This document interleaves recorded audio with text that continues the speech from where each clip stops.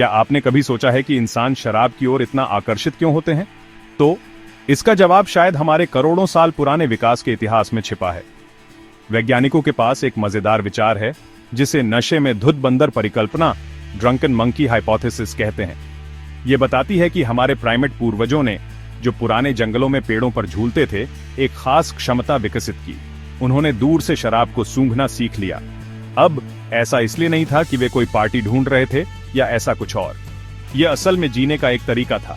शराब की गंध जो फलों पर खमीर, यीस्ट के फर्मेंट होने से बनती थी, यह बताती थी कि फल पक गया है, उसमें ढेर सारी चीनी है और कैलोरी से भरपूर है। यह मूल रूप से एक आसान, ऊर्जा से भरपूर भोजन था जो बस खाने के लिए तैयार था।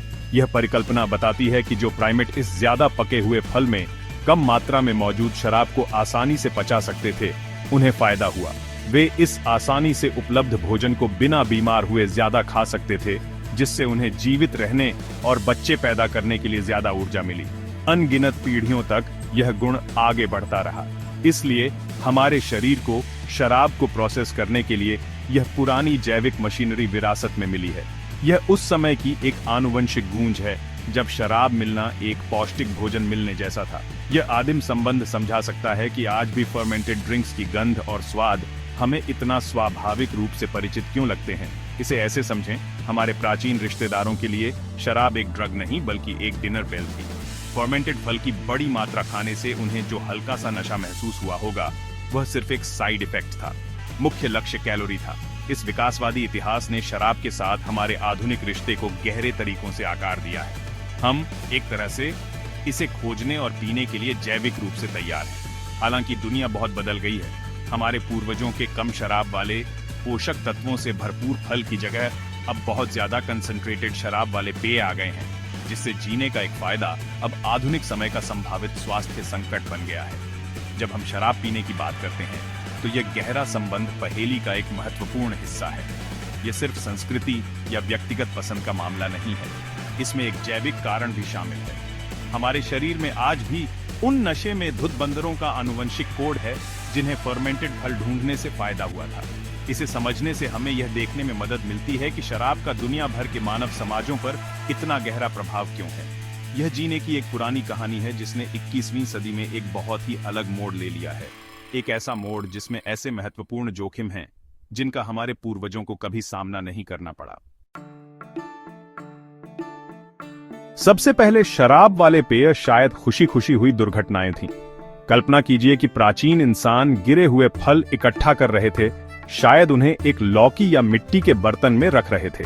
कुछ दिनों के लिए छोड़ देने पर फल की त्वचा पर मौजूद प्राकृतिक खमीर, यीस्ट्स, अपना काम शुरू कर देते थे। ये छोटे एक कोशिकीय जीव फल के रस में मौजूद चीनी को खाते हैं। फर्मेंटेशन नामक प्रक्रिया के माध्यम से वे उस चीनी को दो मुख्य उप उत्पादों में बदल देते हैं, कार्बन डाइऑक्साइड गैस और इथेनॉल नामक एक साधारण शराब। ये वही इथेनॉल है जो आज बियर, वाइन और स्पिरिट्स में पाया जाता है। हमारे पूर्वजों ने इस झागदार, हल्के खट्टे और हल्के नशीले तरल का स्वाद चखा होगा और महसूस किया होगा कि उन्हें कुछ खास मिल गया है। ये खोज दुनिया भर में स्वतंत्र रूप से हुई। पुरातात्विक सबूत चीन में 9000 साल पहले तक फर्मेंटेड पेय पदार्थों के निर्माण की ओर इशारा करते हैं, जहां लोगों ने चावल, शहद और फल से एक प्रकार की शराब बनाई थी। प्राचीन मध्य पूर्व में सुमेरियन और मिस्रवासी अनाज से बियर बना रहे थे। उनके लिए बियर सिर्फ एक पेय नहीं थी, यह मुद्रा का एक रूप थी, उनके आहार का एक मुख्य हिस्सा थी और धार्मिक समारोहों का हिस्सा थी। ये शुरुआती पेय अपेक्षाकृत कमजोर थे, जिनमें शराब की मात्रा आधुनिक बियर या हल्की वाइन के समान थी। वे अक्सर स्थानीय पानी के स्रोतों की तुलना में पीने के लिए ज्यादा सुरक्षित थे, जो खतरनाक बैक्टीरिया से दूषित हो सकते थे। हजारों सालों तक शराब के साथ मानवता का रिश्ता फर्मेंटेशन की प्राकृतिक प्रक्रिया तक सीमित था। खमीर केवल 15 से 20% तक की शराब सांद्रता में जीवित रह सकता है। उस बिंदु से परे उनके द्वारा उत्पादित शराब उनके लिए जहरीली हो जाती है और फर्मेंटेशन रुक जाता है। इसका मतलब था कि ज्यादा मजबूत पेय बनाना असंभव था। लेकिन मानवीय सरलता ने इस प्राकृतिक सीमा को पार करने का एक तरीका ढूंढ लिया।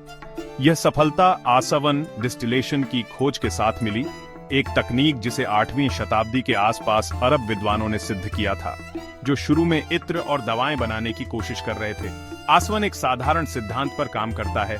शराब पानी की तुलना में कम तापमान पर उबलती है, लगभग 77 डिग्री सेल्सियस पर, जबकि पानी 100 डिग्री सेल्सियस पर उबलता है। वाइन या बियर जैसे फर्मेंटेड तरल को सावधानी से गर्म करने पर शराब पहले वाष्पित हो जाती है। इस वाष्प को फिर पकड़ा जाता है, ठंडा किया जाता है और वापस एक तरल में संघनित किया जाता है। परिणाम शराब का कहीं ज्यादा कंसंट्रेटेड रूप है, जिसे अब हम स्पिरिट या लिकर कहते हैं। इस आविष्कार ने खेल को पूरी तरह से बदल दिया। इसने व्हिस्की, वोदका, रम और जिन जैसे शक्तिशाली पेय पदार्थों के निर्माण की अनुमति दी, जिससे नशे का एक ऐसा स्तर पेश हुआ जो पहले अकल्पनीय था, और स्वास्थ्य चुनौतियों के एक नए सेट के लिए मंच तैयार किया। जब आप शराब का एक घूंट लेते हैं तो उसकी यात्रा आपके शरीर में तुरंत शुरू हो जाती है। इसे भोजन की तरह पचाने की जरूरत नहीं होती। थोड़ी मात्रा में शराब सीधे आपके मुंह और जीभ की परत से आपके खून में अवशोषित हो जाती है। एक बार जब आप निगल लेते हैं तो तरल आपकी भोजन नली से होकर आपके पेट में जाता है। यहाँ लगभग 20% शराब पेट की दीवारों से अवशोषित हो जाती है। ये प्रक्रिया अपेक्षाकृत तेज होती है और शराब जल्दी से छोटी रक्त वाहिकाओं में प्रवेश करती है, जो आपके पाचन तंत्र को पंक्तिबद्ध करती है, जिससे यह आपके शरीर के हर अंग, जिसमें आपका मस्तिष्क भी शामिल है, तक अपनी यात्रा शुरू करती है। बाकी 80% शराब पेट से छोटी आंत में जाती है, जो शराब के अवशोषण का मुख्य स्थान है। छोटी आंत का एक बहुत बड़ा सतह क्षेत्र होता है, जो विली नामक छोटी उंगली जैसी संरचनाओं से ढका होता है, जिन्हें पोषक तत्वों को कुशलता से अवशोषित करने के लिए डिजाइन किया गया है। यह संरचना इसे शराब को अवशोषित करने में अविश्वसनीय रूप से प्रभावी भी बनाती है। शराब आंतों की दीवारों से होकर खून में तेजी से गुजरती है। यहाँ से संचार प्रणाली एक हाई स्पीड डिलीवरी सेवा की तरह काम करती है, जो शराब युक्त खून को कुछ ही मिनटों में आपके पूरे शरीर में पहुंचाती है। इसीलिए आपको शराब का असर इतनी जल्दी महसूस होता है। आपका शरीर शराब को एक जहर के रूप में पहचानता है और यह तुरंत इससे छुटकारा पाने के लिए काम करता है। इस सफाई के काम के लिए जिम्मेदार मुख्य अंग लीवर है। आपका लीवर एक मेटाबॉलिक पावर हाउस है और यह एंजाइम पैदा करता है जो शराब को तोड़ते हैं। प्राथमिक एंजाइम अल्कोहल डिहाइड्रोजनेज या ADH शराब को एसिटाल्डिहाइड नामक एक जहरीले यौगिक में बदलता है। एसिटाल्डिहाइड शराब से भी ज्यादा हानिकारक होता है और हैंगओवर के कई अप्रिय प्रभावों जैसे मतली और सिरदर्द के लिए जिम्मेदार होता है। फिर एक और एंजाइम एसिटाल्डिहाइड को तुरंत एक हानिरहित पदार्थ एसीटेट में तोड़ देता है, जिसका उपयोग आपका शरीर ऊर्जा के लिए कर सकता है। हालांकि लीवर एक बार में केवल एक निश्चित मात्रा में शराब को ही प्रोसेस कर सकता है, लगभग 1 घंटे में एक स्टैंडर्ड ड्रिंक। यदि आप अपने लीवर की मेटाबॉलाइज करने की क्षमता से ज्यादा तेजी से पीते हैं तो अतिरिक्त शराब आपके खून में घूमती रहती है। यह आपके दिल तक जाती है, जो इसे आपके फेफड़ों तक पंप करता है। यही कारण है कि एक ब्रेथलाइजर टेस्ट इसे पहचान सकता है। सबसे महत्वपूर्ण बात यह है कि यह आपके मस्तिष्क तक जाती है, जहां यह अपने सबसे ध्यान देने योग्य प्रभाव डालना शुरू करती है। यह वह बिंदु है जहां आप नशे में महसूस करना शुरू करते हैं, क्योंकि शराब मस्तिष्क के सामान्य संचार मार्गों में हस्तक्षेप करती है, जिससे मूड, निर्णय और समन्वय में बदलाव होता है। आपने शायद यह सलाह सुनी होगी कि कभी भी खाली पेट शराब न पिएं, और इस चेतावनी के पीछे ठोस विज्ञान है। जब आपका पेट खाली होता है तो शराब को सीधे आपकी छोटी आंत में जाने से रोकने के लिए कुछ भी नहीं होता। जैसा कि हमने जाना है, छोटी आंत ही वह जगह है जहां अधिकांश शराब का अवशोषण होता है। एक स्पष्ट रास्ते के साथ शराब बहुत तेजी से आपके खून में भर जाती है। आपके खून में शराब की सांद्रता में यह तेज बढ़ोतरी ही आपको नशे के प्रभाव को बहुत ज्यादा तीव्रता से और तेजी से महसूस कराती है।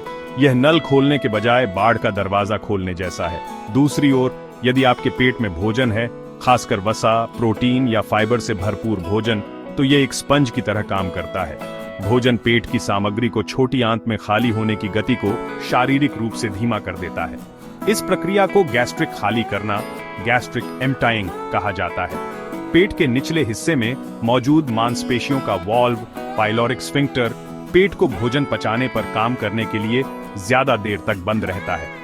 इसका मतलब है कि शराब पेट में ज्यादा देर तक रहती है और छोटी आंत में उसका निकलना धीमा और ज्यादा नियंत्रित होता है। यह आपके लीवर को शराब को धीरे धीरे खून में प्रवेश करने पर मेटाबोलाइज करने के लिए ज्यादा समय देता है। नशे की गति को तेज करने वाला एक और कारक आपके द्वारा चुने गए पेय का प्रकार है। कार्बोनेटेड पेय जैसे स्पार्कलिंग वाइन, शैंपेन या सोडा के साथ मिश्रित पेय शराब के अवशोषण की दर को बढ़ा सकते हैं। इन पेय पदार्थों में मौजूद कार्बन डाइऑक्साइड गैस पेट में दबाव बढ़ाती है, जिससे शराब को छोटी आंत में तेजी से धकेलने में मदद मिलती है। यही कारण है कि आपको शैंपेन के एक गिलास का असर उतनी ही शराब की मात्रा वाली वाइन के गिलास से ज्यादा तेजी से महसूस हो सकता है। ये सिर्फ आपके दिमाग की उपज नहीं है, बुलबुले वास्तव में आपके सिस्टम में शराब की डिलीवरी को तेज कर रहे हैं। इन कारकों को समझना सुरक्षित पीने के तरीकों के लिए महत्वपूर्ण है। हालांकि पीने का कोई भी स्तर पूरी तरह से जोखिम से मुक्त नहीं है। पीने से पहले भोजन करना, गैर कार्बोनेटेड मिक्सर चुनना और अपने पेय को प्रति घंटे लगभग 1 तक सीमित करना एक महत्वपूर्ण अंतर ला सकता है। ये क्रियाएं आपके शरीर को प्रोसेस करने वाली शराब की कुल मात्रा को कम नहीं करती हैं, लेकिन वे आपके खून में शराब की सांद्रता में तेजी से भारी बढ़ोतरी को रोकती है, जिससे खराब निर्णय लेने, ज्यादा हानि और शराब के जहर का ज्यादा जोखिम हो सकता है। यह अवशोषण की दर को मैनेज करने के बारे में है, ताकि आपके लीवर को अपना काम ठीक से करने का मौका मिल सके। शराब का सबसे तत्काल और ध्यान देने योग्य प्रभाव मस्तिष्क पर पड़ता है। यह केंद्रीय तंत्रिका तंत्र को धीमा करता है, जिसका अर्थ है कि यह मस्तिष्क के कार्य को धीमा कर देता है। यह गैबा या गामा एमिनोब्यूट्रिक एसिड नामक न्यूरोट्रांसमीटर के प्रभाव को बढ़ाकर ऐसा करता है, जो मस्तिष्क का प्राथमिक ऑन ऑफ स्विच है। गैबा गतिविधि बढ़ने से मस्तिष्क की कोशिकाओं के सक्रिय होने की संभावना कम हो जाती है, जिससे आराम, चिंता में कमी और नींद आती है। साथ ही शराब एक और न्यूरोट्रांसमीटर ग्लूटामेट को भी ब्लॉक करती है, जो मस्तिष्क का मुख्य ऑन स्विच है। यह दोहरा कार्य ही शराब पीने से जुड़ी लड़खड़ाती हुई बोली, धीमी प्रतिक्रिया, समय और बिगड़े हुए समन्वय का कारण बनता है। कम समय के प्रभावों में से एक है भयानक हैंगओवर। जब आपका लीवर शराब को तोड़ता है तो यह जहरीला यौगिक एसिटाल्डिहाइड पैदा करता है। यह जहर पूरे शरीर में सूजन में योगदान देता है, जिसमें मस्तिष्क भी शामिल है, जिससे वह सिरदर्द हो सकता है। शराब एक मूत्रवर्धक डायूरेटिक भी है, जिसका अर्थ है कि यह आपको ज्यादा बार पेशाब कराती है। इससे डिहाइड्रेशन हो सकता है, जो प्यास, थकान और चक्कर आने जैसे हैंगओवर के लक्षणों का एक और प्रमुख कारण है। इसके अलावा शराब आपकी नींद को बाधित करती है, जबकि यह आपको तेजी से सोने में मदद कर सकती है। यह REM नींद को दबाती है, जो सबसे ज्यादा आरामदायक चरण है, जिससे आप अगले दिन थके हुए और सुस्त महसूस करते हैं। एक ज्यादा खतरनाक कम समय का प्रभाव याददाश्त का नुकसान है, जिसे अक्सर ब्लैकआउट कहा जाता है।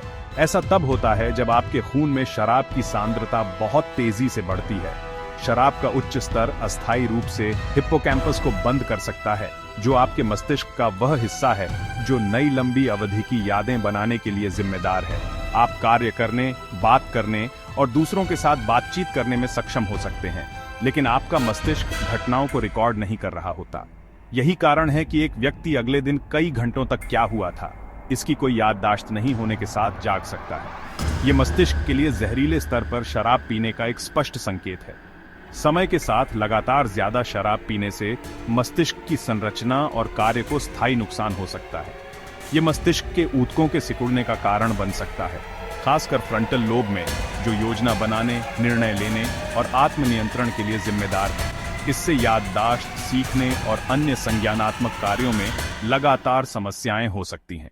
गंभीर मामलों में यह वर्निक कोर्साकॉफ सिंड्रोम जैसी स्थितियों को जन्म दे सकता है, जो विटामिन B8 या थायमिन की कमी के कारण होने वाला एक गंभीर मस्तिष्क विकार है, जो शराब के उपयोग विकार वाले लोगों में आम है। मस्तिष्क की नाजुक रसायन विज्ञान मौलिक रूप से बदल जाती है, जिससे यह पहले की तुलना में एक अलग अंग बन जाता है। छठा खंड, लीवर का बोझ एक मूक पीड़ित।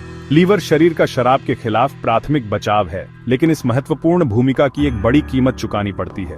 देखिए, हर बार जब आप शराब पीते हैं तो आपका लीवर वसा को प्रोसेस करने और रक्त शर्करा को नियंत्रित करने जैसे अपने 500 से ज्यादा अन्य कार्यों की तुलना में शराब को मेटाबोलाइज करने को प्राथमिकता देता है। लगातार शराब का सेवन लीवर को लगातार तनाव की स्थिति में डाल देता है, जिससे नुकसान की एक प्रगति होती है जो अक्सर चुपचाप होती है, बिना किसी स्पष्ट लक्षण के। जब तक कि यह काफी उन्नत न हो जाए। इस नुकसान का पहला चरण अल्कोहलिक फैटी लीवर रोग या स्टीटोसिस के रूप में जाना जाता है। यह तब होता है जब लीवर की कोशिकाओं के अंदर वसा की बूंदें जमा होने लगती हैं, जिससे अंग बड़ा हो जाता है। ये प्रारंभिक चरण फैटी लीवर भारी शराब पीने के कुछ ही हफ्तों के बाद विकसित हो सकता है। अच्छी खबर यह है कि यदि कोई व्यक्ति शराब पीना बंद कर दे तो यह अक्सर पूरी तरह से ठीक हो जाता है। हालांकि यदि भारी शराब पीना जारी रहता है तो लीवर चोट के एक ज्यादा गंभीर चरण में प्रवेश करता है, अल्कोहलिक हेपेटाइटिस। ये वायरस के कारण होने वाले संक्रामक हेपेटाइटिस के समान नहीं है। इसके बजाय ये लीवर की गंभीर सूजन की स्थिति है जो शराब के मेटाबॉलिज्म के जहरीले प्रभावों के कारण होती है। अब लक्षण दिखाई देने लग सकते हैं, जिसमें पीलिया, जो त्वचा और आंखों का पीला पड़ना है, पेट दर्द, मतली और बुखार शामिल है। अल्कोहलिक हेपेटाइटिस जानलेवा हो सकता है। शराब से संबंधित लीवर के नुकसान का अंतिम और अपरिवर्तनीय चरण सिरोसिस है। इस चरण में लगातार सूजन से निशान ऊतक स्कार टिश्यू का निर्माण होता है, जो स्वस्थ लीवर कोशिकाओं की जगह लेता है। ये निशान ऊतक या फाइब्रोसिस कठोर और गैर कार्यशील होता है। ये लीवर की जटिल संरचना को बाधित करता है और अंग के माध्यम से रक्त के प्रवाह को अवरुद्ध करता है। जैसे जैसे निशान ऊतक बनता है, लीवर अपने आवश्यक कार्यों को पूरा नहीं कर पाता है, जैसे रक्त से विषाक्त पदार्थों को साफ करना, प्रोटीन बनाना और पाचन में सहायता करना। सिरोसिस से होने वाले नुकसान को ठीक नहीं किया जा सकता है और यह लीवर फेलियर और लीवर कैंसर के जोखिम को नाटकीय रूप से बढ़ाता है। यह समझना महत्वपूर्ण है कि आपको जोखिम में होने के लिए रोजाना भारी शराब पीने वाला होना जरूरी नहीं है। बिंज ड्रिंकिंग, थोड़े समय में कई पेय पीना, भी लीवर पर बहुत ज्यादा दबाव डाल सकता है, जिससे सूजन और वसा का जमाव हो सकता है। क्योंकि लीवर में महत्वपूर्ण रूप से क्षतिग्रस्त होने पर भी कार्य करने की अद्भुत क्षमता होती है, इसलिए कई लोग तब तक जागरूक नहीं होते जब तक कि क्षति गंभीर न हो जाए। नियमित जांच और अपने डॉक्टर को अपनी शराब की खपत के बारे में ईमानदारी से बताना इन समस्याओं को शुरुआती दौर में पकड़ने के लिए आवश्यक है, जब अपरिवर्तनीय सिरोसिस की प्रगति को रोकने का अभी भी मौका होता है। खंड 7, लहरदार प्रभाव, व्यापक शरीर पर शराब का प्रभाव। जहां मस्तिष्क और लीवर शराब के नुकसान का सबसे ज्यादा शिकार होते हैं, वहीं इसके हानिकारक प्रभाव शरीर के लगभग हर दूसरे अंग प्रणाली तक फैलते हैं। हृदय प्रणाली विशेष रूप से संवेदनशील होती है, जबकि कुछ पुराने अध्ययनों ने सुझाव दिया था कि मध्यम लाल शराब फायदेमंद हो सकती है। हाल के और व्यापक शोध से पता चलता है कि शराब, खासकर जब भारी मात्रा में सेवन की जाती है, तो हृदय स्वास्थ्य के लिए हानिकारक हो सकती है। यह उच्च रक्तचाप या हाइपरटेंशन का कारण बन सकती है, जो हृदय को ज्यादा काम करने के लिए मजबूर करती है और दिल का दौरा और स्ट्रोक के जोखिम को बढ़ाती है। यह हृदय की मांसपेशियों को भी कमजोर कर सकती है, एक ऐसी स्थिति जिसे अल्कोहलिक कार्डियोमायोपैथी के रूप में जाना जाता है, जो रक्त को प्रभावी ढंग से पंप करने की हृदय की क्षमता को बाधित करती है। अग्नाशय, पैंक्रियास, पेट के पीछे स्थित एक छोटी ग्रंथि भी गंभीर जोखिम में है। अग्नाशय पाचन एंजाइम और इंसुलिन जैसे हार्मोन का उत्पादन करता है।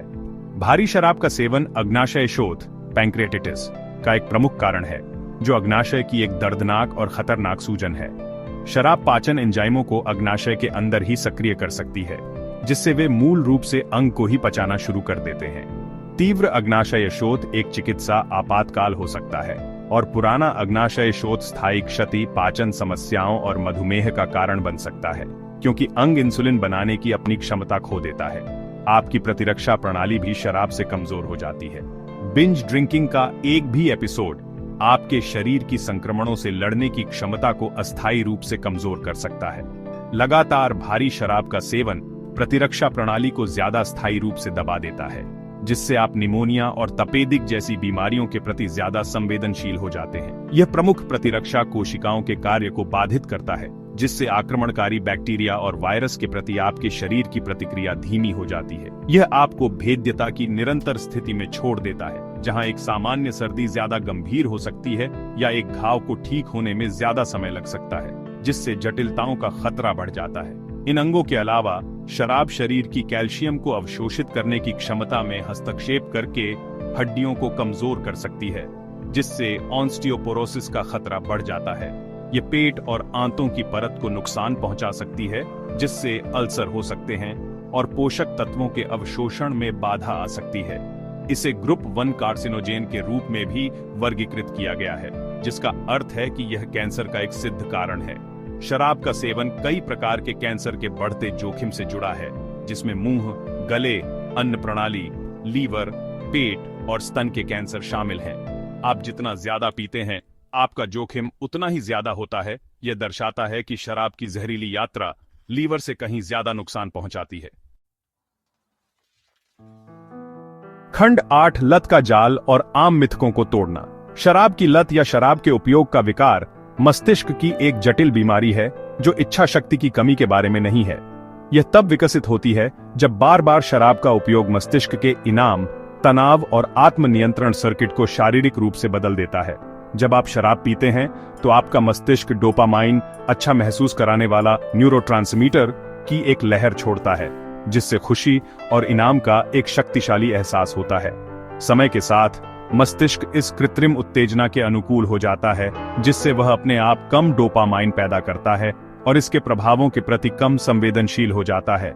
इसका मतलब है कि एक व्यक्ति को सामान्य महसूस करने के लिए ज्यादा शराब पीने की जरूरत होती है, एक ऐसी घटना जिसे सहिष्णुता, टॉलरेंस के रूप में जाना जाता है। जैसे जैसे निर्भरता बढ़ती है, मस्तिष्क के तनाव प्रणालियां भी बदल जाती हैं। जब शराब के उपयोग के विकार वाला व्यक्ति शराब पीना बंद कर देता है, तो उन्हें गंभीर वापसी के लक्षण, विथड्रॉवल सिम्टम्स अनुभव हो सकते हैं, जिनमें चिंता, कंपकंपी, पसीना आना और गंभीर मामलों में जानलेवा दौरे शामिल हैं। ऐसा इसलिए होता है क्योंकि मस्तिष्क शराब के अवसादग्रस्तता प्रभावों का इतना आदी हो चुका होता है कि उसके बिना वह अत्यधिक उत्तेजित अवस्था में रहता है। यह दर्दनाक वापसी केवल असुविधा को दूर करने के लिए फिर से शराब पीना शुरू करने के लिए एक शक्तिशाली प्रेरणा पैदा करती है, जिससे व्यक्ति लत के विनाशकारी चक्र में फंस जाता है। आनुवंशिकी भी एक भूमिका निभा सकती है। अध्ययनों से पता चलता है कि शराबबंदी का पारिवारिक इतिहास किसी व्यक्ति के जोखिम को बढ़ा सकता है। शराब के बारे में कई मिथक हैं, जिनका अक्सर जोखिम भरे पीने की आदतों को सही ठहराने के लिए उपयोग किया जाता है। एक आम मिथक यह है कि रोजाना एक गिलास रेड वाइन आपके दिल के लिए अच्छी होती है, जबकि वाइन में कुछ यौगिक जैसे रेस्वेराट्रोल के स्वास्थ्य लाभों के लिए अध्ययन किया गया है। नवीनतम वैज्ञानिक सहमति यह है कि किसी भी संभावित लाभ को शराब से जुड़े जोखिमों से कहीं ज्यादा बढ़ा दिया जाता है। एक और मिथक यह है कि शराब एक उत्तेजक है जो आपको ऊर्जा देती है। वास्तव में यह एक अवसादक है।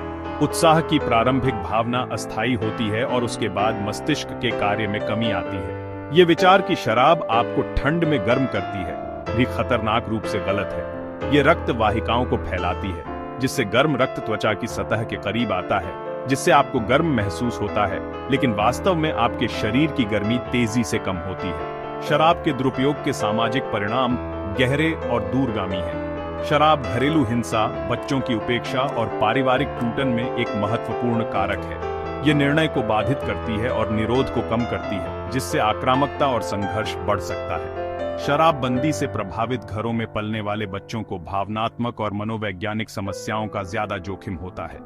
विश्व स्वास्थ्य संगठन के अनुसार शराब का हानिकारक उपयोग विश्व स्तर पर हर साल 30 लाख से ज्यादा मौतों के लिए जिम्मेदार है। यह चौंकाने वाला आंकड़ा शराब को एक प्रमुख सार्वजनिक स्वास्थ्य संकट के रूप में संबोधित करने और उन मिथकों को ध्वस्त करने की तत्काल आवश्यकता पर प्रकाश डालता है, जो इसके अत्यधिक सेवन को सामान्य और प्रोत्साहित करते हैं।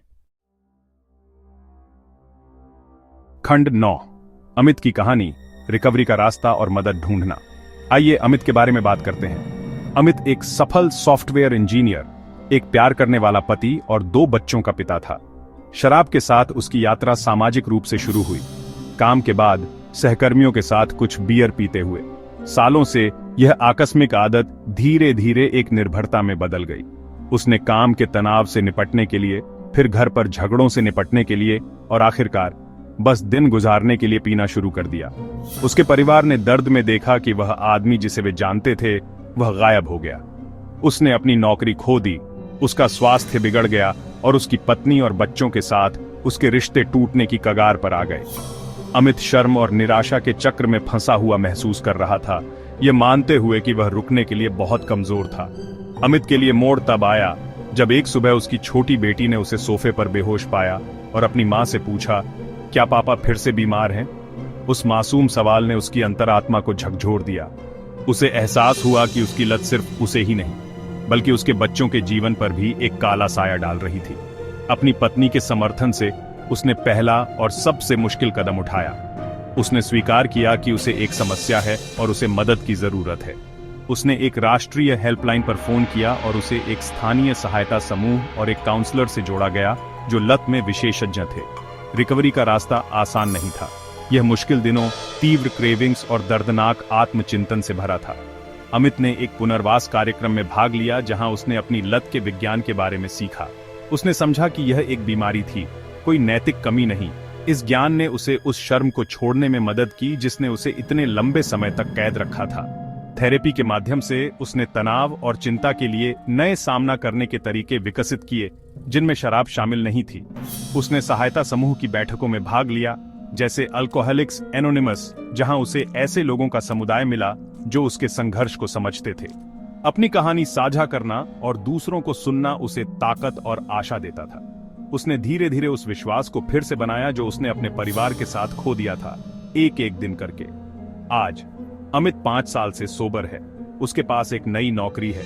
उसका स्वास्थ्य नाटकीय रूप से सुधर गया है और सबसे महत्वपूर्ण बात यह है कि वह फिर से अपने परिवार के लिए मौजूद है। उसकी कहानी एक शक्तिशाली अनुस्मारक है कि रिकवरी संभव है। यदि आप या आपके किसी जानने वाले को संघर्ष हो रहा है तो कृपया जान लें कि आप अकेले नहीं हैं और मदद उपलब्ध है। आप डॉक्टरों, काउंसलरों या समर्पित हेल्पलाइनों से संपर्क कर सकते हैं। पहला कदम अक्सर सबसे मुश्किल होता है, लेकिन यह आपके जीवन को वापस पाने की दिशा में पहला कदम है। शराब की कोई सुरक्षित सीमा नहीं है, लेकिन रिकवरी के लिए हमेशा उम्मीद होती है।